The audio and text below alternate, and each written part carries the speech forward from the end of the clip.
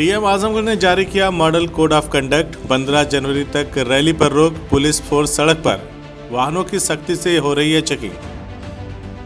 चुनाव आयोग के इलेक्शन की तारीखों के ऐलान के साथ ही आजमगढ़ में भी डीएम ने मॉडल कोड ऑफ कंडक्ट जारी कर दिया है। उन्होंने बताया कि आजमगढ़ में 36,32,540 मतदाता हैं, जबकि 2,345 मतदान केंद्र हैं। आजमगढ़ में 10 विधानसभा क्षेत्रों में आचार संहिता लागू कराने के लिए 8 टीमें बना दी गई हैं। इसके अलावा 10 आरओ भी तैनात किए गए हैं। जिला निर्वाचन अधिकारी व डीएम अमृत त्रिपाठी ने बताया कि चुनाव आयोग के निर्देशानुसार 15 जनवरी तक सभी प्रकार की रैलियों पर रोक लग गई है और कोरोना गाइडलाइन के अनुसार आगे की जो भी इंस्ट्रक्शंस आएंगे उस पर कार्रवाई की जाएगी। उन्होंने बताया कि 10 विधानसभा क्षेत्रों में 8 उप जिलाधिकारी आरओ रहेंगे, जबकि 2 न्यायिक उप जिलाधिकारी भी आरओ बनाए गए हैं। उन्होंने कहा कि जनपद में सुरक्षा के मद्देनजर सेक्टर जोन की संख्या बढ़ाई जाएगी। फिलहाल 28 जोन और 254 सेक्टर हैं। वहीं दूसरी तरफ चुनाव की तारीख के ऐलान के साथ ही प्रशासन की चौकसी बढ़ गई है। पुलिस फोर्स सड़क पर उतर आई है। जिला मुख्यालय से लेकर दूर दराज के क्षेत्रों में जगह जगह चेकिंग अभियान जारी हो गया है। 4 पहिया वाहनों को रोककर डिग्गी खोलकर उनको देखा जा रहा था। इसके अलावा पोस्टरों, बैनरों को भी शहर में जगह जगह हटाने का काम देर शाम तक जारी था। इससे पूर्व डीएम और एसपी ने एफसीआई गोडाउन पर पहुंचकर वहां पर ईवीएम मशीन के रखने को लेकर भी जायजा लिया। देखिए, हमारे वहाँ पे 7वें चरण में चुनाव आजमगढ़ में किया जाएगा और इसके लिए 10 तारीख की डेट निर्धारित की गई है। डिटेल पूरा आपको कार्यक्रम के माध्यम से मिल गया है और इलेक्शन कमीशन ऑफ इंडिया की वेबसाइट पे भी अवेलेबल है और शीघ्र ही मैं आपको इसको अपने हस्ताक्षर से भी सारी चीज़ें कम्युनिकेट कराऊंगा। सर, जो गाइडलाइन सर है में कोरोना को लेके है, तो रैलियों पर कब तक पाबंदी की गई है और क्या क्या है पाबंदी? देखिए, 15 तारीख तक आयोग की गाइडलाइन में स्पष्ट लिखा हुआ है कि 15 तारीख तक पूरी तरीके से रोक है और इसके बाद जैसे ही आयोग के इंस्ट्रक्शंस आएंगे उसके अनुरूप कार्रवाई की जाएगी। क्योंकि ये डिजास्टर मैनेजमेंट एक्ट से भी कवर है तो इसका पूरी कड़ाई से हम लोग डिजास्टर मैनेजमेंट कमेटी के अध्यक्ष होने के नाते इसकी पूरी कड़ाई से हम लोग इसका अनुपालन सुनिश्चित कराएंगे। सर, कुल कितने बूथ सर बनाए गए हैं और कितनी वोटरों की संख्या है? देखिए, ये जो आंकड़े मेरे सामने हैं कि विधानसभा क्षेत्र हमारे पास 10 हैं, जिसमें 8 सामान्य हैं और 2 अनुसूचित जाति के हैं। आप चाहें तो मैं इसको पूरा डिटेल में आपको बता दूं। और जो हमारे विधानसभा हैं अतरौलिया, गोपालपुर, सगड़ी, मुबारकपुर, आजमगढ़, निज़ामाबाद, फूलपुर, पवई, दीदारगंज, लालगंज, मेहनगर। हमारे रिटर्निंग ऑफिसर 10 है, इसमें 8 उप जिलाधिकारी, 344 गोपालपुर हेतु उप जिलाधिकारी न्यायिक सगड़ी, 346 मुबारकपुर हेतु उप जिलाधिकारी न्यायिक सदर। सहायक रिटर्निंग ऑफिसर हमारे पास 30 हैं, जो कि तहसीलदार और खंड विकास अधिकारी के स्तर के हैं। मतदान केंद्र हैं 2345, 1 मध्य स्थल वाले 919 हैं, 2 मध्य स्थल वाले 1027 हैं, 3 मध्य स्थल वाले 316 हैं, 4 मध्य स्थल वाले 56 हैं, 5 मध्य स्थल वाले 17 हैं, 7 मध्य स्थल वाले 9 हैं और 8 मध्य स्थल वाले 1 हैं। मध्य स्थल हमारे हैं 4292, जिसमें 313 शहरी हैं और 3979 ग्रामीण हैं। कुल जोन 28 है और कुल सेक्टर 254 है। जोन हम लोग बढ़ाएंगे क्योंकि जितना ज़्यादा जोन्स रहेंगे उतनी ज़्यादा बहुत ही शुचिता चुनाव की और अच्छी रहती है। 1200 से अधिक मतदाता वाले मध्य स्थल हमारे 5 हैं। मतदाता हम लोगों के पास कुल 3632540 हमारे पास मतदाता हैं। जेंडर रेशियो 906 है, ईपी रेशियो 68 है। 18 से 19 युवा वर्ग के हमारे पास 46,604 हैं और आचार संहिता के लिए हमारे पास 8 टीमें गठित हैं। सर, नामांकन कब होगा, कब नाम वापसी होगी? इसका जरा एकदम सा पूरा डिटेल शेड्यूल दीजिएगा जो नामांकन वाला, इसमें हमारा पूरा कप्तान साहब आपको डिटेल में बताएंगे, क्योंकि कप्तान साहब चुनाव का चरण जैसे बढ़ते जाते हैं तो संवेदनशीलता में परिवर्तन होता रहता है।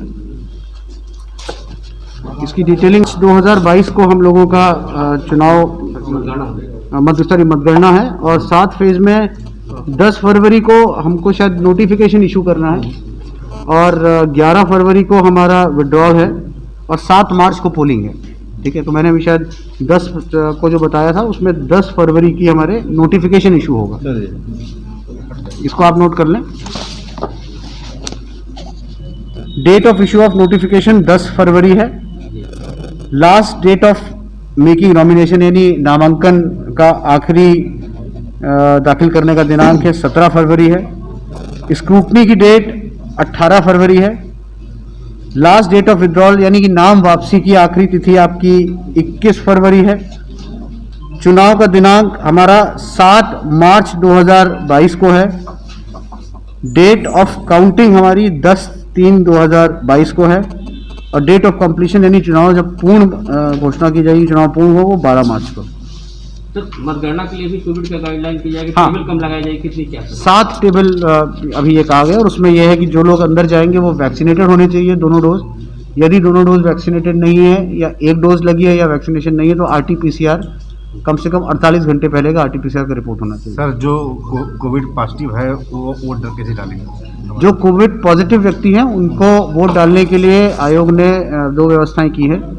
एक तो वो पोस्टल बैलेट के माध्यम से भी अपना वोट डाल सकते हैं। पोस्टल बैलेट के लिए हमारे नोडल पोस्टल बैलेट अधिकारी है, उनका फ़ोन नंबर भी हम CMO साहब के माध्यम से सभी जो कोविड पॉजिटिव पेशेंट्स होंगे उन तक पहुंचा देंगे, जिससे कि वो घर पे बैठे बैठे या हमारा जो इंटीग्रेटेड कंट्रोल रूम है उसको भी हम बता देंगे कि वो वहाँ पे फ़ोन करके सभी पेशेंट्स को बताएंगे कि आपको वोट डालने के लिए ये प्रक्रिया है, तो उनको उनकी ट्रेनिंग भी हो जाएगी। और दूसरा, यदि वो इच्छुक हैं, माना कोविड पॉजिटिव है, एसिम्प्टोमेटिक है, उनको बुखार नहीं आ रहा है, चलने फिरने की स्थिति में है, तो वो आखिरी घंटा जो चुनाव का होगा उसमें मौके पे जाकर के हमारे हेल्थ स्टाफ के साथ वो चुनाव में वोट डाल सकते हैं। कुछ समय भी बड़ा है सर इसमें? अभी मतदान के समय में शायद ईडीएम साहब ने समय क्लियर किया गया है, 1 घंटा बढ़ा है। कितने बजे से कितने बजे तक है अभी टाइम दिया नहीं है, जैसी क्लियरिटी आएगी हम आपको बताएंगे। सर एक कैंपेन कर्फ्यू का भी था क्या सर, वो क्या? कैंपेन कर्फ्यू का अर्थ यह है कि शाम को 8 बजे से लेकर सुबह 8 बजे तक किसी भी प्रकार की कोई भी कैंपेन अनुमन्य नहीं होगी। और इसमें जो 15 तारीख तक है वो तो किसी भी प्रकार से 15 तक तो पूरी ही तरीके से ये सब बंद है, बट अगर अनुमति मिलती है 15 के बाद तो भी कैंपेन कर्फ्यू हमारा वो रहेगा। जैसा कि आप अवगत हैं कि आज चुनाव आचार संहिता लागू हो गई है। इसके संबंध में पुलिस विभाग की तरफ से सारी तैयारियां कर ली गई हैं। आज जब हम यहाँ प्रेस ब्रीफिंग कर रहे हैं तो सारी टीमें लगी हुई हैं जो आचार संहिता के नियम कानून है उनका पालन कराने के लिए। अभी तक जो चुनाव की तैयारी है उसके संबंध में मैं आपको बता दूं, 8000 लाइसेंसी शस्त्र हम लोग जमा करा चुके हैं। 80 अवैध शस्त्र बरामद किए गए हैं पब्लिक से, जिनको जेल भेजा गया है। 28,000 लोगों का लगभग 107-16 में उनको पाबंद कराने के लिए रिपोर्ट भेजी गई है। गुंडा एक्ट में 200 लोगों के खिलाफ कार्रवाई की गई है। 900 लोगों के खिलाफ 110 CRPC के तहत कार्रवाई की गई है। 147 लोग ऐसे हैं जो अवैध शराब में शामिल थे, उनको जेल भेजा गया है मुकदमा लिखते हुए। इसके साथ साथ अवैध शराब में गैंगस्टर एक्ट करके 14(1) के तहत लगभग 6 करोड़ की संपत्ति कुर्क कराई गई है। अवैध शराब माफिया जो इस धंधे में लिप्त थे। एक अभियान हम लोगों ने आज से शुरू किया है जिसमें किसी भी प्रकार का किसी गाड़ी पर कोई सायरन हो, कोई हूटर लगा हुआ हो, बुलेट पे जो मॉडिफाइड साइलेंसर लगे होते हैं वो, उसके साथ साथ black film, fancy number plate या बिना नंबर प्लेट की बाइकें और ट्रैफिक नियमों का कोई भी उल्लंघन करता हुआ पाया जाएगा उसके खिलाफ सख्त कार्रवाई की जाएगी। जो पुलिस बल की स्थिति है, हमारे पास लगभग 3300 की नफरी है पुलिस बल की जो वर्तमान में जनपद में मौजूद है। इसके साथ साथ 3 कंपनियां परसों 10 तारीख को जनपद में आ जाएंगी एरिया डोमिनेशन के लिए CAPF की। उनको इस्तेमाल करते हुए एरिया डोमिनेशन जिसमें हम लोग पैदल गश्त करते हैं, उसके साथ साथ जो ट्रबल मेकर्स हैं, जो खुराफाती एलिमेंट्स हैं, उनके घर पे पुलिस दस्तक देती है और उनसे पूछताछ करती है, उनको हिदायत देती है। 359 हमारे वल्नरेबल जो पोलिंग स्टेशन हैं उनको उनकी सभी की समीक्षा की गई है। वहाँ पे जो भी ऐसे व्यक्ति हैं जो वोट को प्रभावित कर सकते हैं उनके खिलाफ कार्रवाई लगातार जारी है। ड्रोन का इस्तेमाल हम लोग जो अभी DM साहब ने आपको बताया कोविड गाइडलाइंस के लिए पुलिस लाइन में ड्रोन हमारे पास उपलब्ध है, इसका इस्तेमाल किया जाएगा इसके एनफोर्समेंट के लिए, कहीं भी अवैध तरीके से कोई इस तरह की भीड़ इकट्ठी ना हो। एक हेल्पलाइन जो जनपद में पूर्व से प्रचलित है आपराधिक सूचनाओं के लिए, गोपनीय सूचनाओं के लिए, जिसका नंबर है 8354 960010 8354 96 0010।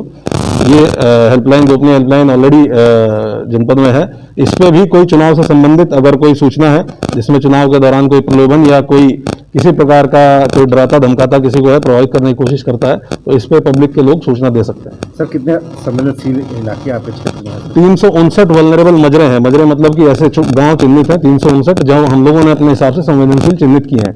ये एक सतत प्रक्रिया है। जैसे जैसे यहाँ पे जो लोग हैं, जो अगर हिस्ट्री शीटर है कोई या बदमाश टाइप का व्यक्ति है, उसके खिलाफ जैसे जैसे हम लोग कार्रवाई करते रहते हैं इनकी संख्या घटती रहती है। या अगर कोई प्रकाश में आता है, कोई जगह ऐसी है जहाँ हमें नजर रखने की जरूरत है, उसकी संख्या बढ़ती रहती है। तो वर्तमान में 359 की संख्या है।